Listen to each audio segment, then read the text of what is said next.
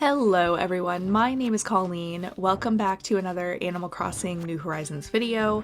Today's video is going to be a little bit different though. I've been meaning to do this for a bit, but I want to talk about depression and content creation, specifically within the Animal Crossing New Horizons scene. So that is what I'm going to be doing today, but just before I really get into that, I just want to start with a little bit of context. So for myself, personally, I'm very fortunate that I didn't really start struggling with depression until I was about 20 years old, around there. Sadly, my mom passed away when I was 21.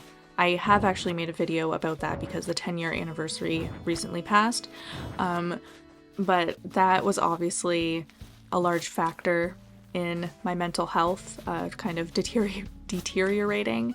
And as well a toxic relationship that I stayed in for much too long. The red flags were there, I did not see them, but I digress. As you can imagine, my mom passing coupled with the toxic relationship was a difficult situation for myself to be in at the time. That actually kind of brings me to the main reason that I wanted to make this video. Depression mixed with cozy gaming and what we're really trying to accomplish when we're going down the rabbit hole, playing these games into the middle of the night and not doing anything else, going out into public and identifying real-world furniture as Animal Crossing items. That sort of conversation. Anybody else or just me? Now, like I mentioned, before Animal Crossing New Horizons even came out, I was already actively depressed. But when Animal Crossing came out, we're at the beginning of a pandemic. We are in a lockdown. We have nothing else to do. So, all I was doing was playing Animal Crossing, fully immersing myself into that world, almost as if it was VR. It was a lot. But for the first time in a while, I was actually waking up a bit earlier to do something.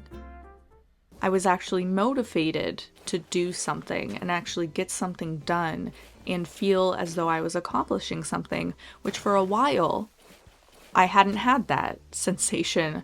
I hadn't wanted to do anything.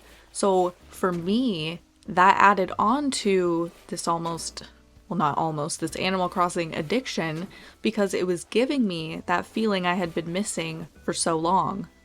So the more I played Animal Crossing, the more I wanted to share all of the pictures and the videos that I was taking, so I ended up making a Twitter account, and then making an Instagram account, and eventually this YouTube channel, which again, thank you so much for being here. But in doing this, I realized some things. Or at the very least, I think I realized some things. I think my obsession with creating Animal Crossing islands, finishing them, posting videos, keeping myself accountable for certain things in this realm is because I have such a hard time doing that in real life situations.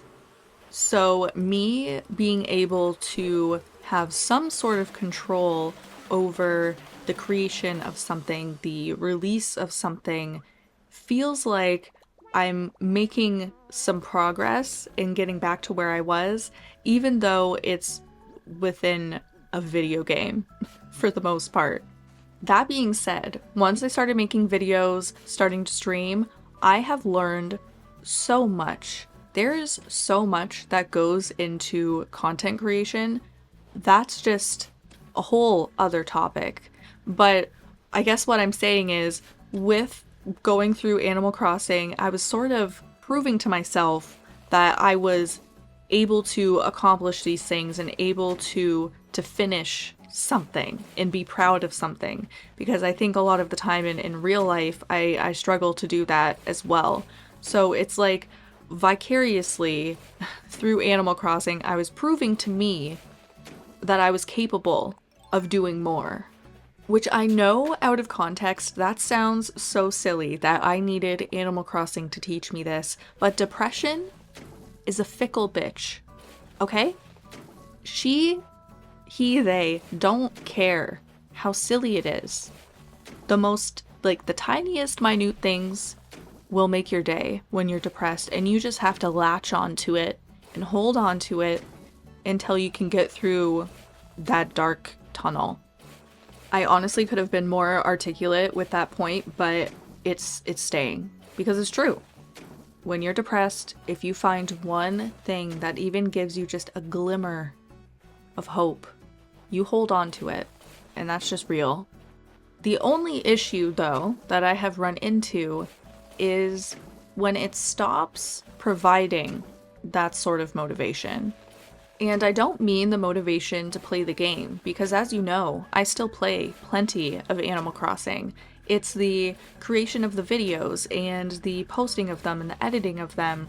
That sort of accomplishment just wasn't feeling the same. Like, it didn't seem as satisfying to me. And for a while, I couldn't figure out why.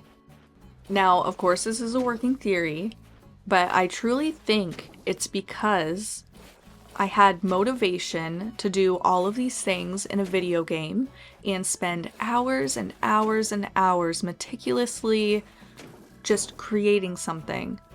But I would never have that motivation in real life. And when I say in real life, I know that I am living in real life. I just mean with real life chores and errands and those sorts of things. But realizing that I was capable of doing all of these things for a video game, but not in my own life, made me very frustrated with myself. Very, more depressed, honestly. So I'm like, really? You can do all of this, but you can't take care of yourself. It was an interesting moment in my brain, having that thought. And then I fast forward to today, actually, the day that I'm recording this voiceover, and I'm watching this podcast, Colin and Samir, with Emma Chamberlain, and she gives me the most perfect clip to explain this. So I will just put that in right now for you.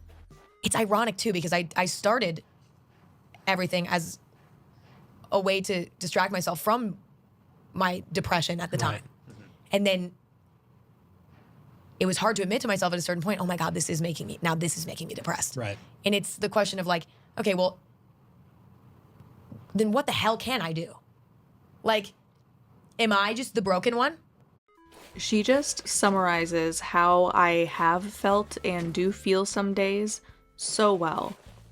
Truly just feeling incompetent and not being able to complete these things just for the sake of completing them. And it's incredibly frustrating, but something I think most people with depression have to deal with every single day. And it just adds on to it. You feel like you're not doing enough in a world where productivity is bowed down to. It feels like people love when others are busy. They think it's so impressive, and when you mentally cannot get yourself there, it's just a very defeating feeling. But if there is one thing that's true, it's that you can learn a lesson from almost everything. And what I've learned from making Animal Crossing videos and continuing to do so is that I am capable of doing something. I have proven to myself I am able to do the things. So that is partly why I haven't been posting as many videos. I've been trying to take care of things in real life, trying to be a bit more of a human. And it's been difficult, honestly. It is hard to get back into the swing of just literally doing normal things, but once you're out of it for so long, it just feels very scary. And of course, depression as a whole doesn't make it any easier, because depression tells you that everything will be better if you stay in your house, cozy, with something else that's cozy.